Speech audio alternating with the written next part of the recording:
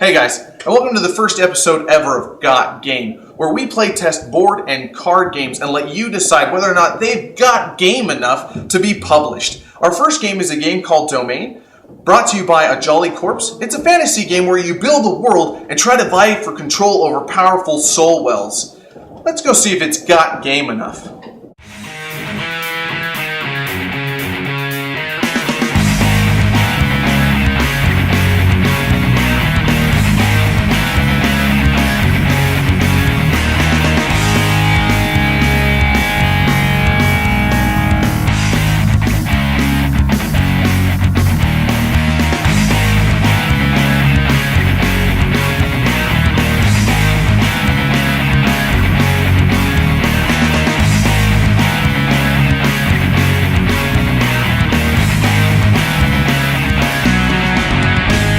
In the game Domain, each player is going to pick from one of the 5 domains: faith, order, deception, chaos, or gloom. Every player is going to have one specific lord that will represent them for the rest of the game. If you look at this card, in the top and right left corners, you'll see the domain, which is gloom in this case, his name in the middle, Mortimer the Ill, and his picture below that. Every lord has a special ability. Some have tap abilities and some have passive abilities. The bottom left corner will always have the amount of ether that a lord or a player will start the game off with. After everyone's picked a lord, you're going to place the start card in the middle of the board. We're going to turn it sideways for the sake of the game. Everyone's going to take their piece and put it on the start card.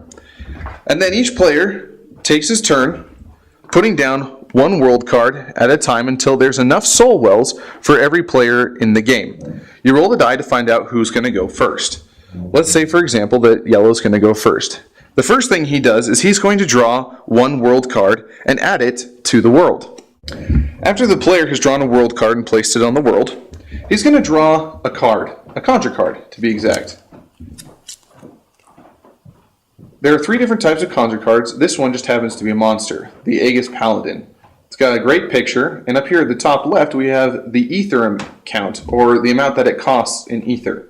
Here we have the domain, which is great because every time your domain shows up on a card, then you're going to get bonuses, whether it's going to cost less ether, or for monsters, it's going to give you some bonuses to strength and attack.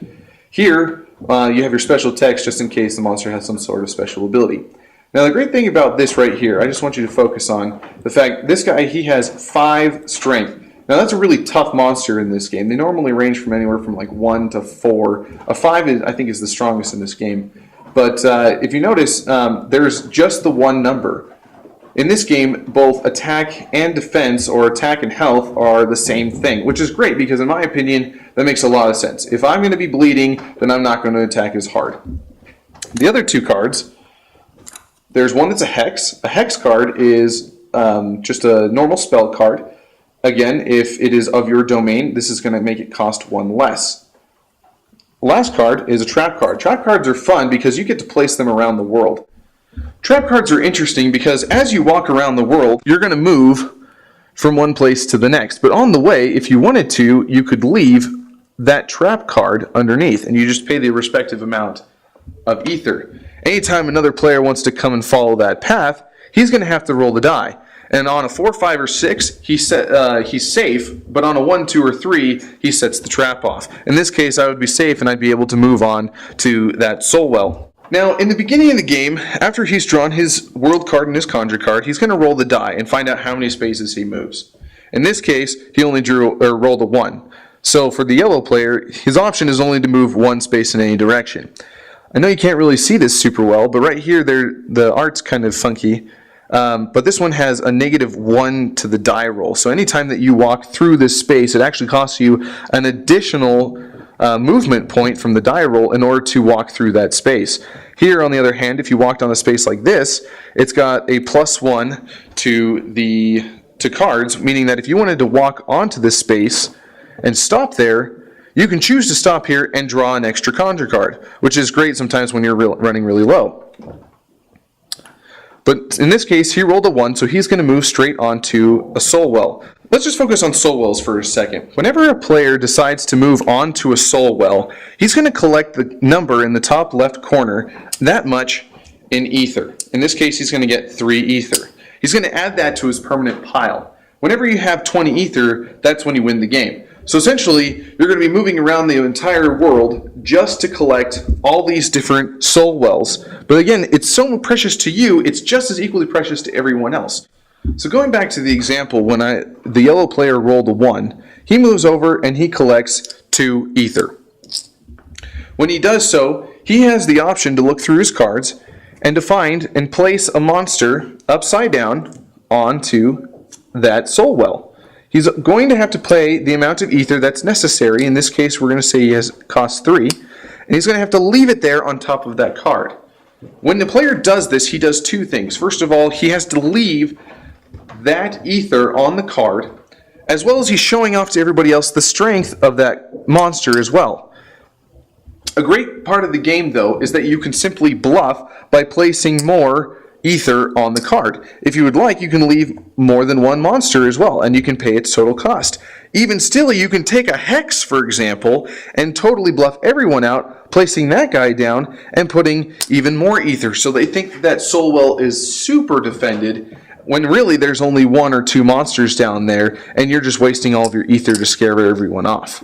So basically, as the world continues to progress, you're just going to keep building the world, so on and so forth, until you come to a point where someone has collected probably enough ether and soul wells and played enough of these conjure cards as traps or as monsters, and you play them along, and they'll move around until someone has collected 20 ether off of the board. Alright guys, so the first thing we need to talk about, what do you think of the game? I like it a lot, actually. It's a lot of fun. It's got potential. A lot. Yeah, I really think it's got a great foundation. I think, and I know we all agree on this, that the first thing we all said was that the artwork was fantastic. And, I mean, presentation is pretty much everything. It's like your first impression to a game. So the fact that their artwork is already amazing before it's even in the published stage, that's just a big bonus. What did you think about the gameplay? Gameplay was very smooth. It was, you draw this card, you roll the dice, play what you can. There wasn't a lot of back and forth. There wasn't too much to do within one turn. The things were simple, well explained on the cards, I believe. And yeah, there were a couple of discrepancies, but that always comes up when you're trying to tighten up a game before it's released. That's why, like ourselves, we play test the game, so that way these little intricacies that are in the rules that aren't necessarily explained on the card could be misconstrued, things like that. That will be fixed with time. That's really not an issue. My biggest issue, though, I think, and we all talked about this, biggest number one problem is world cards. The world cards need to be square tiles. Now, if you get square cards, that's fine, too, but the fact that they need to be big enough, because when you're placing all your monsters and all your traps, and you're doing that almost every turn, they just don't fit on the cards. And so you're overlapping other cards, and you can't see which way the roads are going at that point. You can't really tell what soul well you're on when you place the monsters. I mean, it just gets so cluttered so fast. So the only way to fix that is one of 2 ways, is to make large square tiles, so that way the cards fit on there and you can see all the roads going around them, or is to make the actual hand cards smaller, like from the original Ticket to Ride. But nobody wants to play with those cards. Those are like the worst type of cards ever. So simply just make like nice, hard cardboard tiles, and it'll be fantastic. And it'd be best if they are square, because they have different options. You got cross intersections or curves, or different kinds. And in the rectangular form, you're very limited to what you can do with that tile. If it's a square, you can rotate it any way you want, and it can fit. In fact, there's a card that lets you rearrange or rotate those cards, and most of them, it doesn't do anything. If you flip it one direction to another, it's exactly the same. So that card is kind of pointless, except for 3 map cards or so. So if they're square, you can do major changes to the map. Right, and that was kind of, at first, when we played the first round without putting the cards in the correct orientation according to the start card, it was actually a huge, really, really fun card. Everyone was rooting for the guy who played it, obviously except for the guy that was getting messed over with it, but everyone else was rooting for the guy. It's like, yeah, rotate this, do that, change the game completely, and everyone's trying to manipulate each other to do it, and it was so much fun. Until the fact that when we now had to start making all the cards the same lineup, and then rotating them did nothing, and so that was kind of a bummer. Alex, what did you think about the battle mechanics? Yeah, I think the battle mechanics are probably one of the best parts of the game. Like it's engaged both both parties pretty well. I think there's still some things to work out. We discussed how the game should have dice to show how much your card or your monster is losing points. I think that could really help the game a lot. Right, maybe some damage tokens, something to keep track of how many points your monster's lost, especially for the bigger ones. Obviously, for the tinier ones, it's not so bad. But when you start adding all of these fun bonuses, like the domain bonus from both your Lord and or the Soul Well, then you kind of forget, okay, wait, now he was a 2 monster, but now he's a 3, no wait, he's a 4 monster, but then you just dealt me a couple of damage, so it's kind of, now he's a 2 monster again, and then you bring over another monster, and then he's now a 1, but then I'm not really sure if I dealt you any damage, I mean, it just kind of gets confused. So if you have like dice to keep track, that would be great. I also really, really like the mechanic that it's face down, so no one has any idea. There's not a whole lot of games that I can think of off the top of my head where your monsters stay face down. There's a few, but the fact that it's like at the last second, you think, oh my gosh, he's put 3 ether on this monster. Well, he's probably no stronger than a 2. And then you come out and he turns out to be like a 4 because of all the bonuses that he had and you had no idea beforehand. And then the special ability lets him attack first or something. I mean, it's a great mechanic, especially when you get to bluff. One of my concerns about the battling is I don't like ties. Like, both monsters come out at the same time, and they both fall down dead. I feel that if they both come up against each other, and they're both a 3, and they're both, 3 against 3, yeah, it would be a tie. But we had one of the Lord's abilities was you roll a dice to see who actually gets to attack first. And in that case, mine got to attack Jarek's, and he died. And I won. So not having a tie was pretty awesome then. Right. But yeah. I like leaving behind a monster. I didn't like, in our first game we played, both monsters attacked each other, they both dead.